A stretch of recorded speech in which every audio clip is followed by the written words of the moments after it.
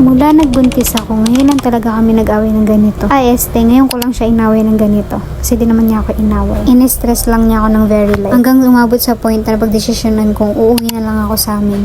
Heto nga at sininop ko na din talaga lahat ng mga kagamitan ko sa kanila. Kasama na din itong work from home assets ko. Paano ba naman, anong oras na? Wala siyang ibang ginawa kundi maglaro ng online games. To the point na nagulat na lang siya, wala na ako sa tabi niya. Wala siyang kamalay-malay na umalis na pala ako sa bahay nila. Nung napansin niya na nawala na pala ako sa tabi niya, ito nga at isa-isa niya nang pinag-chat yung mga kamag-anak ko. Pinakauna niya nga chinata tinawagan si mama ko. Sunod naman si ate ko.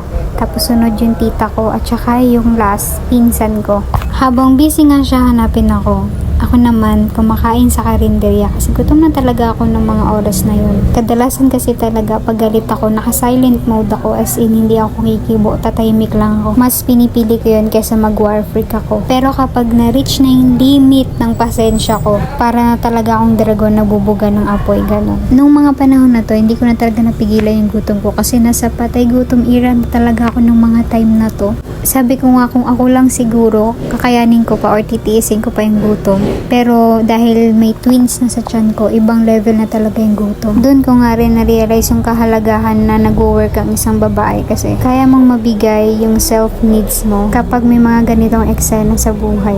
Nagtagal nga rin ako sa karinderya, gawa ng nag-isip-isip lang din ako doon, nagmuni-muni, gano'n. Tapos pag uwi ko, naabutan ko siya, inaayos niya na yung motor niya kasi hahanapin niya na pala ako kung saan niya ako pwede makita.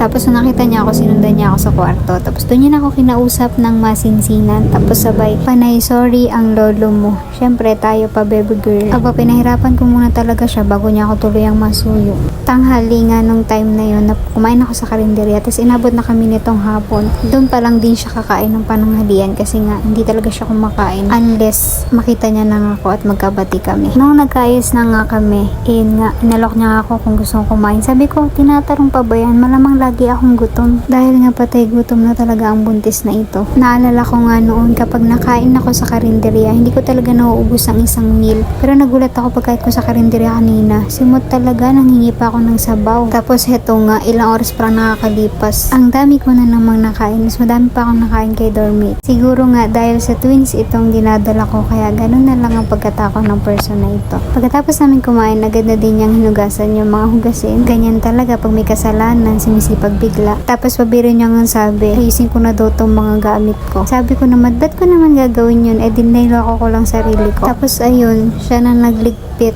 at nag-set up ng mga pinagal sa balutan ko. Tunay ngang sa relationship, hindi palaging kilig at saya. Meron din talagang misunderstanding. Pero ang kinaganda nun, lalo niyang pinapatatag ang paglolokohan niyo. Pagsasama niyo. Communication is the key, sabi niya. O siya, hanggang sa muli.